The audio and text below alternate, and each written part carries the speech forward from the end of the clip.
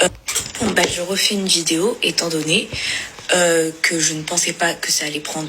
Meuf, on te croit. Je vais prendre la parole sur ce sujet qui t'a mettre des gens à dos, j'en ai rien à battre. Je vais contrer tous les commentaires que j'ai vus parce que ça me monte les nerfs jusque là. Ouais, mais elle change de version, elle rajoute des trucs, nanani, nanana. Quand on vit des choses comme ça, ok. Surtout qu'on n'est pas cru. Déjà, psychologiquement, ça l'a atteint. Et un trauma comme ça, le cerveau, il a eu du mal à l'encaisser. Donc c'est normal que parfois, il y ait des flashs qui reviennent. Il y a des éléments que t'as dû oublier, que le cerveau a mis de côté parce que le choc était trop fort. Et qui reviennent avec le temps, petit à petit, parce que ton cerveau est en train de l'accepter, même si c'est difficile, meuf. Et j'en suis désolée, vraiment, genre de tout mon cœur, j'en suis désolée. Ensuite, concernant Arnaud, qui dit que comme quoi la justice l'a acquitté ou compagnie. Alors très peu des plaintes pour V, je crois que c'est à peu près 6% arrivent à condamnation. Donc voilà, c'est très probable que la justice n'ait rien fait par rapport à ça. Mais bon, c'est pas parce que tu n'as pas été reconnu V par la justice et que tu n'as pas eu de condamnation que tu es innocent. Bien au contraire. Je pense qu'elle a aucun intérêt à mentir sur ça. Surtout l'afficher sur la place publique, c'est pour tout. Elle a juste voulu se libérer, surtout une certaine frustration de voir énormément de gens te considérer et te voir avec un autre visage que celui qu'elle a subi. J'espère juste qu'il s'est rendu compte de ses actes et que du coup qu'il s'est pas comporté comme ça avec sa nouvelle copine. Je pense que le girls de sa copine n'est pas au point non plus. Surtout que quoi qu'il arrive, surtout en concernant des faits comme ça, on prend toujours,